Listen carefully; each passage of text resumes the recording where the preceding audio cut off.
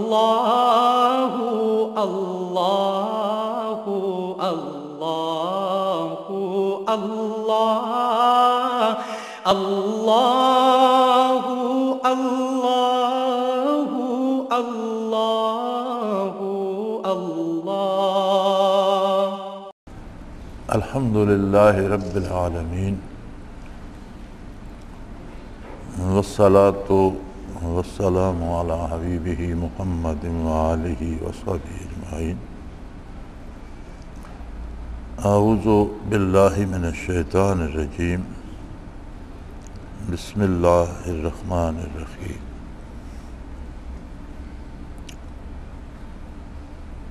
یہ سوال ہے،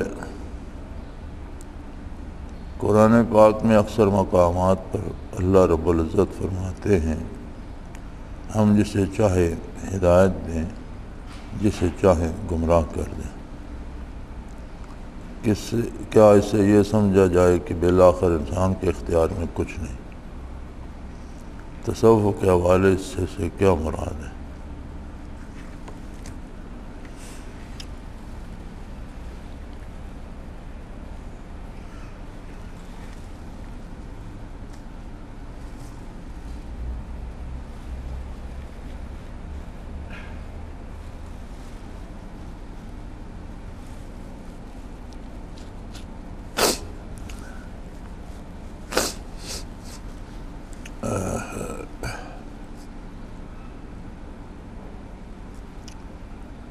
جہاں تک ذات باری کا تعلق ہے،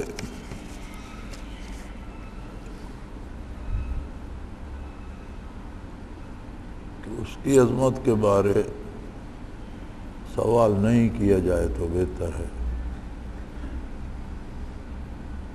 یہ چیزیں ہر آدمی کے سمجھنے کی نہیں ہوتی، اور جس کو سمجھ نہیں آتی اس کا نقصان ہوتا ہے۔ سوال یہ ہے کہ آپ ایک مکان بناتے ہیں، اینٹ مٹی سیمنٹ گارا یہ وہ لگاتے ہیں، بڑی خوبصورت ٹائلیں لگاتے ہیں، دیواروں کو رنگ کرتے ہیں، قیمتی لائٹیں لگاتے ہیں، بیڈ روم سجاتے ہیں، ڈرائنگ روم بناتے ہیں۔ بیڈ روم کے ساتھ ایک باتھ روم بناتے ہیں، میرے خیال میں اس کی ٹائلیں زیادہ قیمتی، دیواریں زیادہ اچھی، چھت خوبصورت فوارے پانی۔ اب بیڈ روم میں آپ خود رہتے ہیں، باتھ روم کو آپ بطور ٹوائلٹ یوز کرتے ہیں۔ کوئی آپ سے کہے کہ اللہ کے بندے اس باتھ روم میں تو ٹائلیں زیادہ قیمتی ہیں، خوبصورت ہیں، فوارے لگے ہوئے ہیں، خوبصورتی بھی ہے، روشنی بھی اچھی ہے، رنگ برنگی بتیاں بھی ہیں، تو آپ الٹا کام کر رہے ہیں۔ ایک خوبصورت کمرے کو تو آپ نے غسل خانہ بنا دیا اور دوسرے کمرے میں خود رہنا شروع کر دیا، تو اس کا اعتراض صحیح نہیں ہوگا۔ آپ کی اپنی عمارت ہے، اپنے خرچ سے اپنی محنت سے آپ نے بنائی، جس کو جہاں چاہیں رکھیں، کسی کو کیا۔ کائنات کا ہر ذرہ اس کی ذاتی تخلیق ہے، اگر وہ چاہے کسی کو جہنم پھینک دے، کسی کو جنت دے دے، اعتراض کرنے والے کا کیا ہے؟ سوال کیا پیدا ہوتا ہے؟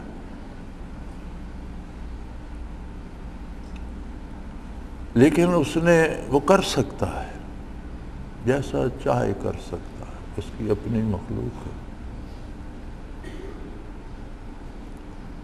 اس نے خود بنائی، اب اسے بنا کر وہ کہاں رکھتا ہے یہ تو اس کی اپنی پسند کی بات ہے۔ سوال یہاں نہیں پیدا ہوتا، لیکن قرآن حکیم نے اس پسند کی وضاحت فرما دی ہے۔ قرآن حکیم فرماتا ہے کہ ہم نے انسان کو اختیار دے دیا ہے، کس بات کا؟ وَهَدَيْنَاهُ السَّبِيلَ إِمَّا شَاكِرًا وَإِمَّا كَفُورًا، ہم نے اس کے سامنے راہیں کھول کر رکھ دی ہیں، اسے توفیق عمل دے دی ہے۔ اب پسند اس کی ہے کہ وہ شکر کا راستہ اختیار کرتا ہے یا ناشکری کا۔ اسی طرح فرمایا یہدی الیہ من ینیب، جس کے دل میں یہ آرزو کروٹ لیتی ہے کہ مجھے اللہ کی اطاعت کرنا چاہیے، اسے ہدایت فرما دیتا۔ انسان کا اختیار اتنا ہے کہ دو راستوں میں سے ایک راستہ وہ اپنی پسند سے چنتا ہے۔ مفسرین کرام فرماتے ہیں یہدی الیہ من ینیب، جس کے دل میں آرزو انگڑائی لیتی ہے کہ مجھے اللہ کا قرب چاہیے، اللہ کی رضا چاہیے، تو اس کی ہدایت اس طرح سے فرماتے ہیں کہ اسے ایسے لوگوں کا ساتھ دے دیتے ہیں جو نیکی پہ گامزن ہوتے ہیں، اسے نیکی سکھاتے بھی ہیں اور ان کے ساتھ مل کر نیکی پہ عمل کرنا اس کے لیے آسان ہو جاتا ہے۔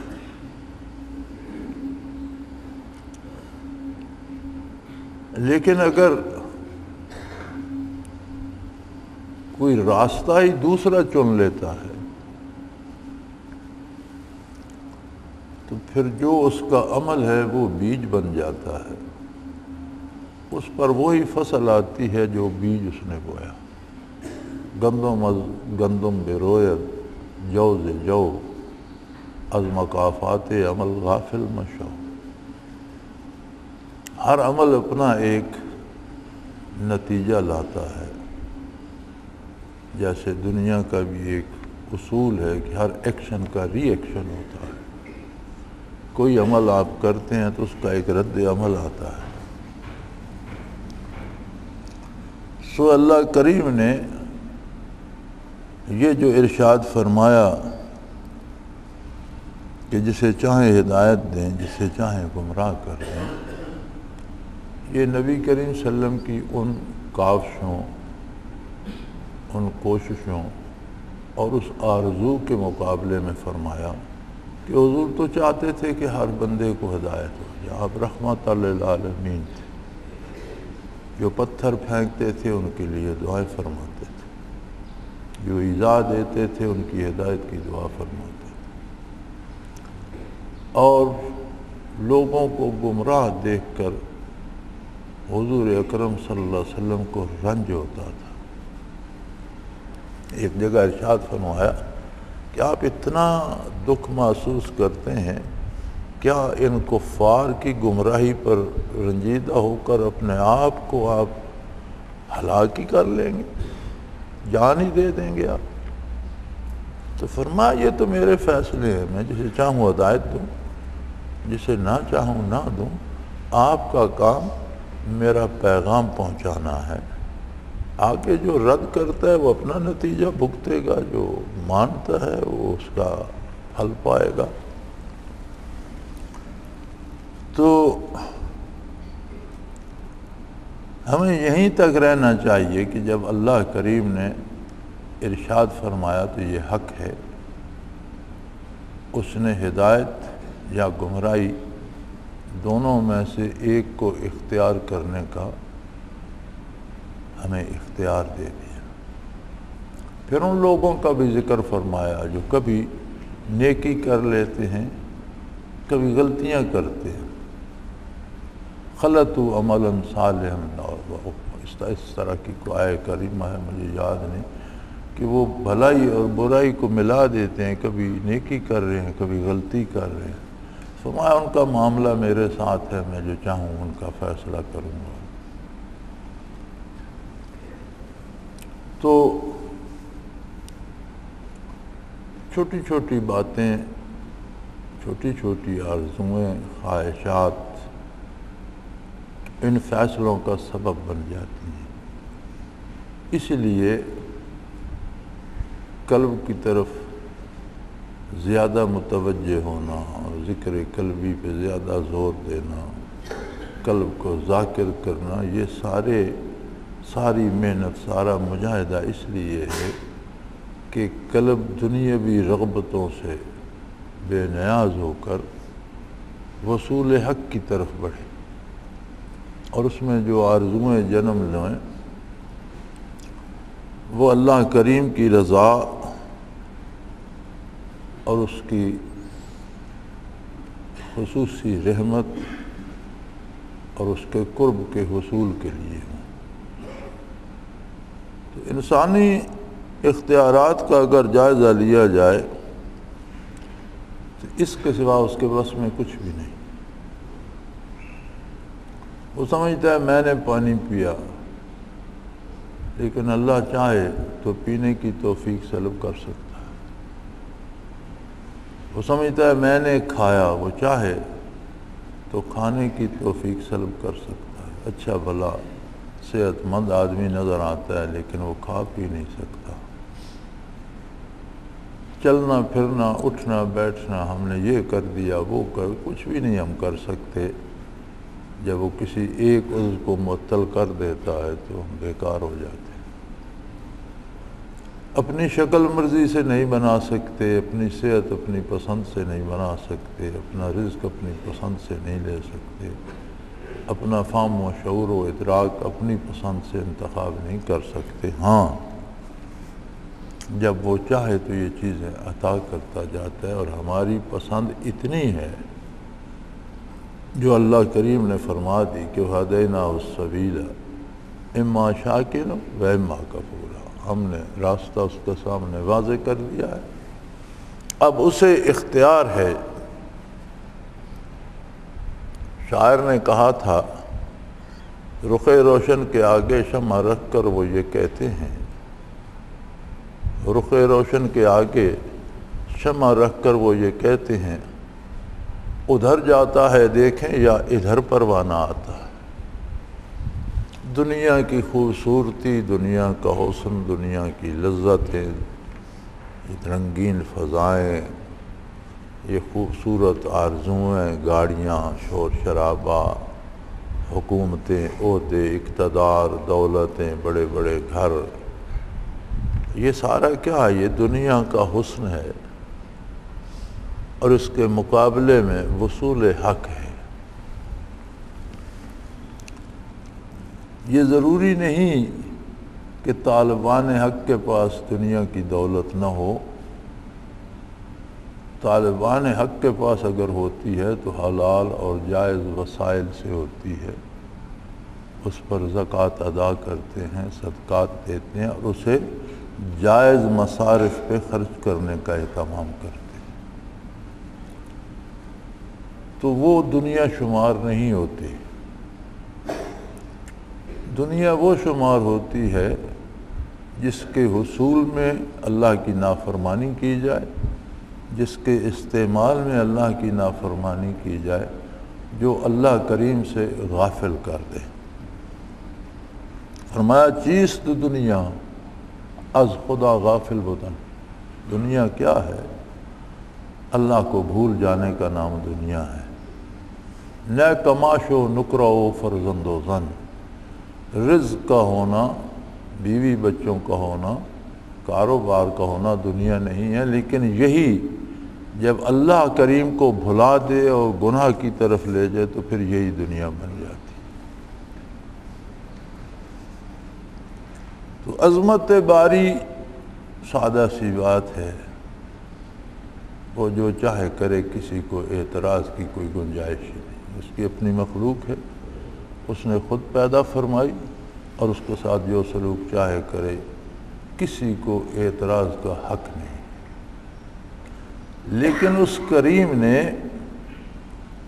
انسان کو شعور بخشا، معرفت الہی کی استعداد بخشی، حصول معرفت کا عظیم ترین ذریعہ نبوت کو بنایا، انبیاء کے فیض کو عام کیا اور پھر آقا نامدار صلی اللہ علیہ وسلم کو مبعوث فرما کر اسے مکمل کر دیا۔ تکمیل نبوت ہے، مکمل ہو گئی نبوت کی عمارت۔ اب کسی نئے نبی کی ضرورت ہی باقی نہیں، تو آئے گا کیوں؟ اور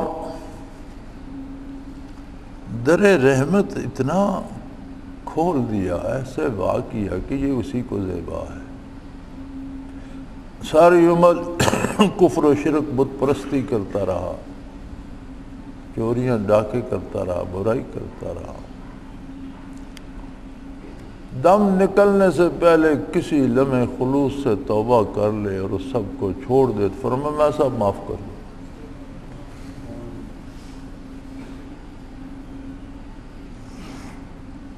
سو ہدایت کی شرط جو قرآن نے رکھی وہ انابت ہے، یعنی تہہ دل سے، دل کی گہرائی سے یہ آرزو کروٹ لے کہ اللہ مجھے معاف کر دے، مجھے ہدایت دے دے، مجھے نیکی پہ چلنے کی توفیق دے دے۔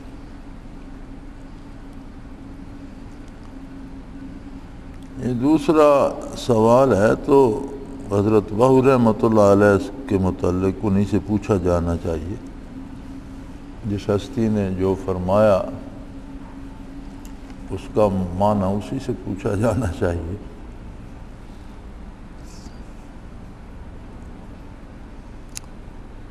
مرشد دا دیدار ہے باہل مینو لکھ کروڑاں حجاں ہو، اور اسی طرح جے تن میرا چشمہ ہوئے مرشد ویکھ نہ رجاں ہو۔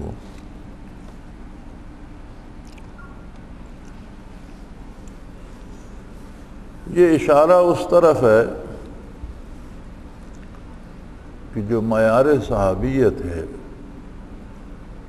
کہ کسی کو ایمان نصیب ہوا اور ایمان کے ساتھ اس کی نگاہ وجود اثر رسول اللہ صلی اللہ علیہ وسلم پر پڑ گئی،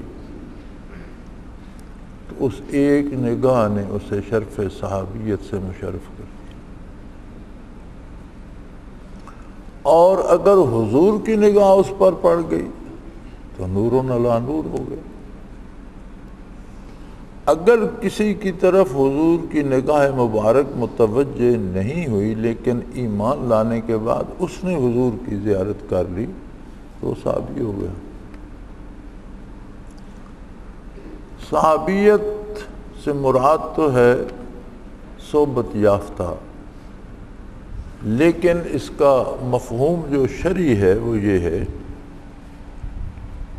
کہ نبوت کے بعد ولایت ہے، اپنا کرم فرماتا ہے اللہ کریم اور اپنے خاص بندوں کو قلبی کیفیات عطا کرتا ہے جو سراپا نیکی کی طرف ہوتی ہیں، اتباع شریعت کی طرف ہوتی ہیں، برکات نبوت کا نزول ہوتا ہے جہاں، تو ہم اولیاء اللہ کی بڑی قدر کرتے ہیں۔ ہماری اس سرزمین پر برِ صغیر میں بے شمار ولی اللہ کے مزارات ہیں، اور 1300 سالواں عرس منایا جا رہا ہے، اور 300 سالواں اور 700 سالواں، یعنی صدیاں بیت گئیں، لیکن لوگ عزت و احترام کیوں؟ وہ ایک ولی ہے نا، اور وہ بھی ہمارے خیال میں، ہمارے پاس سند نہیں ہے، ہم یہ سمجھتے ہیں کہ یہ ولی اللہ ہے، یہ ہمارا فیصلہ ہے۔ اللہ کے نزدیک کیا ہے وہ بندہ جانے اور اللہ جانے۔ ہو سکتا ہے ایک شخص کو ہم ولی اللہ سمجھتے ہیں اسے ولایت نصیب نہ ہو سکتا ہے ایک شخص کو ہم عام آدمی سمجھتے ہیں وہ پائے کا ولی اللہ ہو۔ ہمارے پاس تو کچھ سند نہیں ہے۔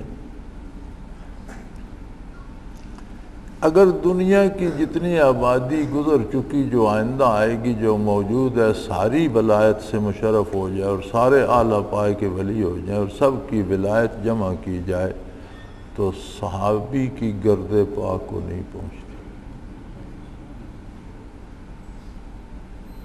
شرف صحابیت اتنا بلند ہے کہ باقی ساری مخلوق کے جتنے اعلیٰ پائے کے مفسرین، محدثین، ائمہ دین، فقہاء، ولی اللہ، اعلیٰ منازل، سب ان کی خاک کے پاس ایک کم تر درجہ رکھتے. تو پھر ایک نگاہ میں صحابی ہو جانا، تو وہی فرماتے ہیں نا، مرشد دادی دار ہے باہو، لکھ کروڑاں حجاں ہو. لاکھوں کروڑوں حجوں سے تو کوئی صحابی نہیں بن سکتا، لیکن ایک نگاہ کی زیارت سے وہ صحابی ہو گئے. وہ جو کسی نے کہا تھا نا، منسی پارے دل می فروشم، میں دل کے ٹکڑے بیچتا ہوں. منسی پارے دل می فروشم بے گفتہ قیمتش، اس نے کہا قیمت بتاؤ. گفتم نگاہ ہے، میں نے کہا ایک نظر کے بدلے دے دو. منسی پارے دل می فروشم بے گفتہ قیمتش، گفتم نگاہ ہے بے گفتہ کم ترش. اس نے کہا بھائی کوئی مول تول کرو، کوئی گھٹاؤ بڑھاؤ، مانگی قیمت کون دیتا ہے؟ گفتہ کم ترش، اس سے کم کرو. کیا اس نے کہا گفتم کے گاہ، یار زندگی میں ایک نگاہ سے، میں کب کہتا ہوں کہ روز کی نگاہ نصیب ہو، زندگی میں ایک نگاہ سے ہی. تو وہ ایک نگاہ اتنا کام کر جاتی ہے جو برسوں کی عبادت نہیں کر سکتی. عبادات سے ثواب مرتب ہوتا ہے اور نگاہ سے کیفیات بنتی ہے. کیفیات از قسم ثمرات ہوتی ہیں، پھل ہوتا ہے. عبادت کا مقصد بھی اس پر ثمرات کا حصول ہے، اس کے پھل کا حصول ہے. اور ایک نگاہ سے جو کیفیت نصیب ہوتی ہے، دراصل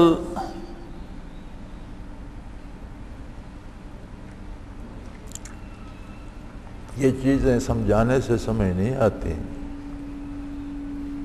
واقعی کسی نے محبت کی ہو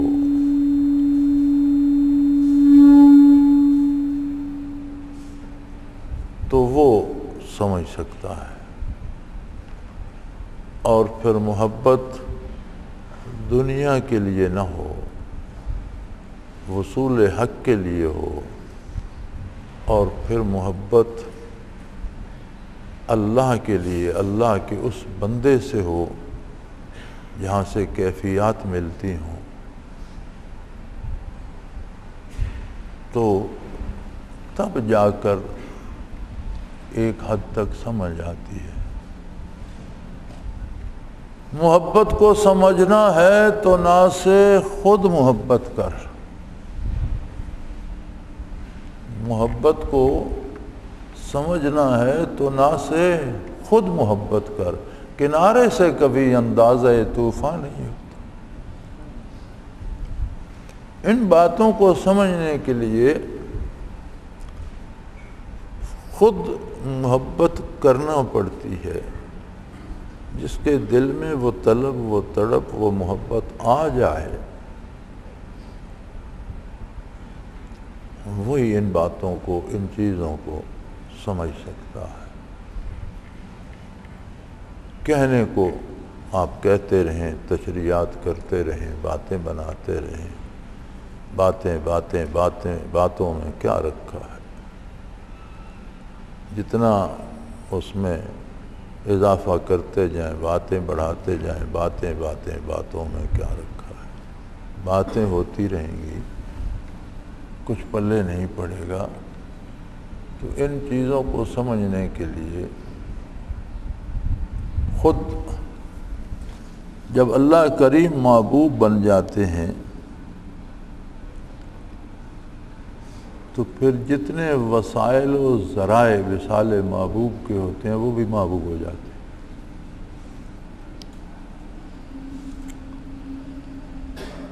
اور سب سے بڑا واسطہ مخلوق اور خالق کے درمیان بعثت عالی سے لے کر قیامت تک آقا نامدار صلی اللہ علیہ وسلم. پھر حضور کے اور ہمارے درمیان کون واسطہ بنتا ہے؟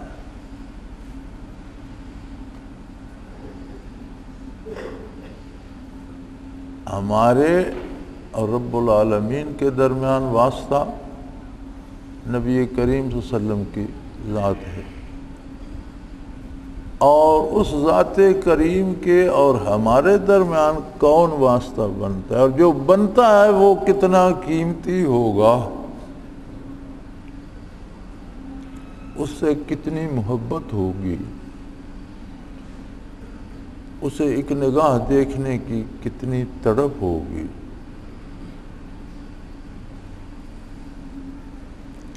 یہ چیزیں کرنے کی ہیں، کہنے کی نہیں. تو اہل اللہ اور صوفیاء اپنی کیفیات کا اظہار کرتے رہتے ہیں جو ان پر واردات ہوتی ہیں، کبھی شعروں میں، کبھی مضامین میں، کبھی باتوں میں. جس پر جو بیتتی ہے وہ اس کی حرکات و سکنات اور اس کی باتوں سے عیاں ہوتی رہتی ہے. یہ قدرتی بات ہے. ایک آدمی مفلس ہوتا ہے تو اس کا بات کرنے کا انداز اور ہو جاتا ہے، وہی امیر ہو جاتا ہے تو اس کی باتوں کا انداز بدل جاتا ہے. تو یہ ہم روز عملی زندگی میں ہم روز دیکھتے ہیں، بندوں کا اٹھنا بیٹھنے کا انداز بدل جاتا ہے، بات کرنے کا انداز بدل جاتا ہے. کوئی اقتدار سے معزول ہوتا ہے تو اس کی باتیں اور طرح کی ہوتی ہیں، کوئی اقتدار میں آ جاتا ہے تو اس کا انداز اور طرح سے ہوتا ہے. کسی کے چہرے پہ اداسی ہوتی ہے، کوئی خواہ ہنس رہا ہوتا ہے.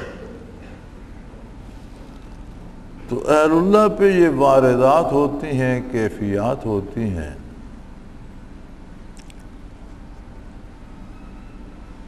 الحمدللہ میرا اپنا ذاتی تجربہ یہ ہے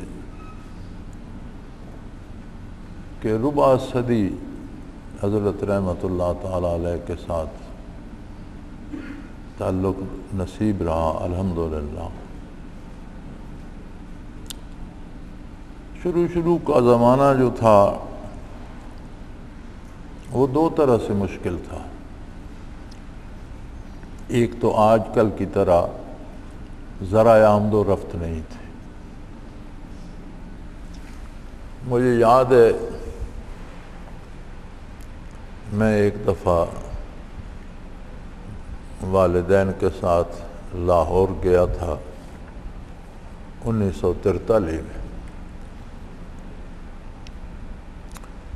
تو نورپور سے ہمیں بس ملی، اس نے چکوال چھوڑ دیا.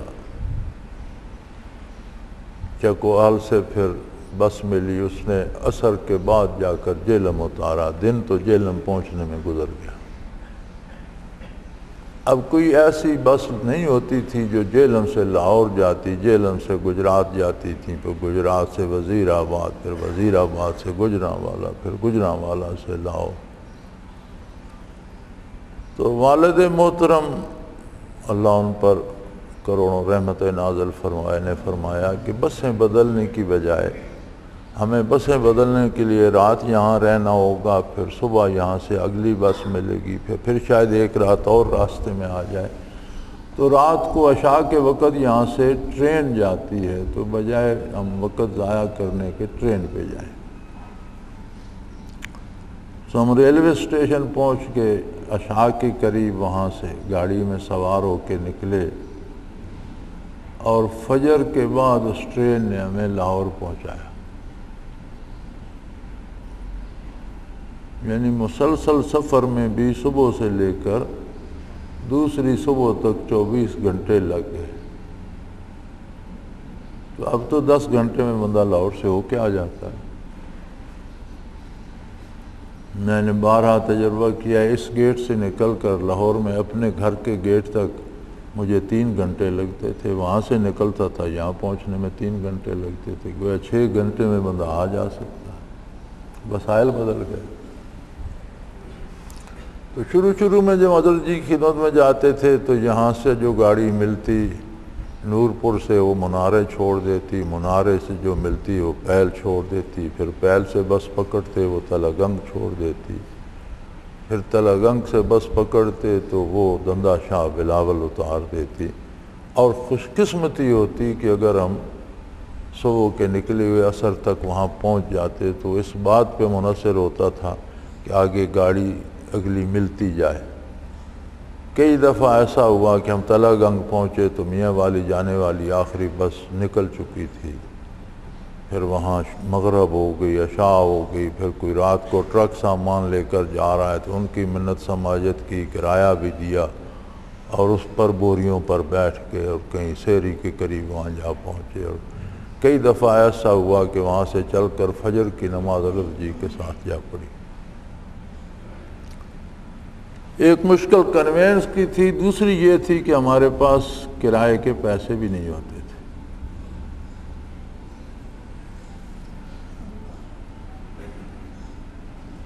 تو مجھے اچھی طرح یاد ہے کہ 5 روپے جب ہو جاتے تو بس سے آتے آنے جانے کا خرچہ ہو گیا، اب چلتے ہیں حضرت کی طرف، زائدہ ضرورت 5 روپے۔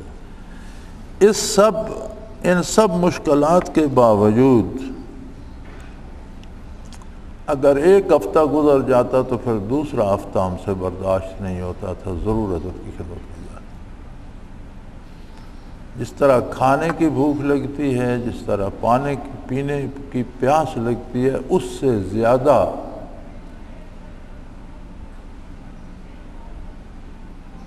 ملاقات کا شوق اس سے زیادہ ہوتا تھا۔ اور کتنی دفعہ ہم جاتے، حضرت سے ملاقات ہوتی، زیارت ہوتی، رات رہتے، کھانا کھاتے، نہ صبح چائے پیتے یا صبح نماز پڑھ کے نکل پڑتے۔ کتنی ملاقاتیں ایسی ہیں جس میں کوئی بات نہیں ہوئی، کوئی بات ہوئی نہیں سرے سے، لیکن جب واپس آتے تھے تو ایسے ہوتا تھا جیسے بالکل بندہ پیٹ بھرا ہوا ہوتا ہے، پیاس بجھی ہوتی ہے، دل ٹھنڈا ہوتا ہے، اور پھر پیاس بھڑک اٹھتی تھی، پھر دوڑتے تھے۔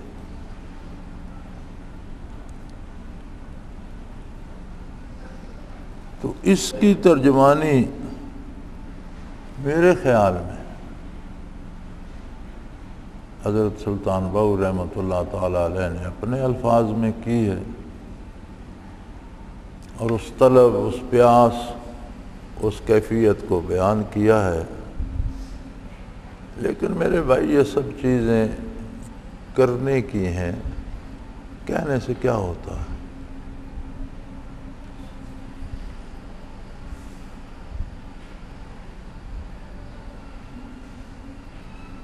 خلوص بھی ہو، طلب صادق ہو تو پھر یہ چیزیں نصیب ہوتی ہیں۔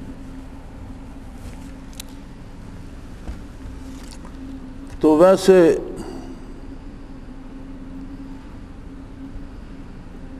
جیسے حضور اکرم صلی اللہ علیہ وسلم کا ارشاد عالی بخاری شریف میں بھی ہے، ہم قوم لا یشقی جلیسہم، یہ عجیب لوگ ہیں، یہ ایسے لوگ ہیں جن کے پاس بیٹھنے والا بھی بدبخت نہیں رہتا۔ یہ ایک الگ بات ہے کہ ان لوگوں کی زیارت، ان لوگوں کی مجلس، ان لوگوں کی باتیں ہدایت کا، نجات کا سبب بن جاتی ہیں۔ لیکن اگر کسی کو ایسے لوگوں سے محبت ہو، طلب ہو، اور اللہ کی خاطر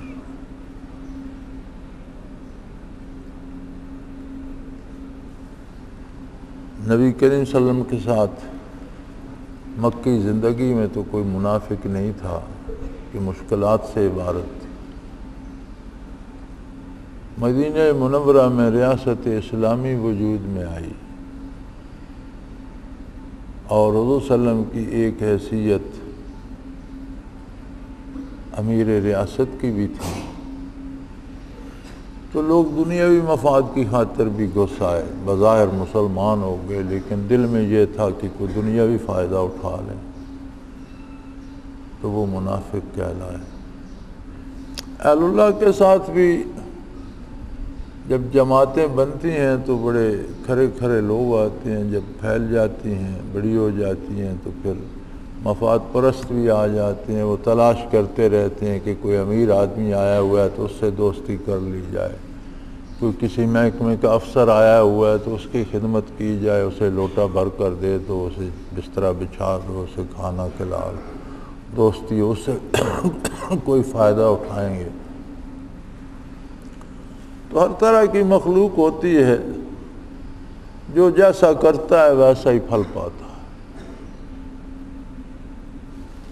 تو یہ کیفیات اللہ کریم سمجھائے تو تب سمجھ آتی ہے کہ یہ حالت نصیب ہو تو،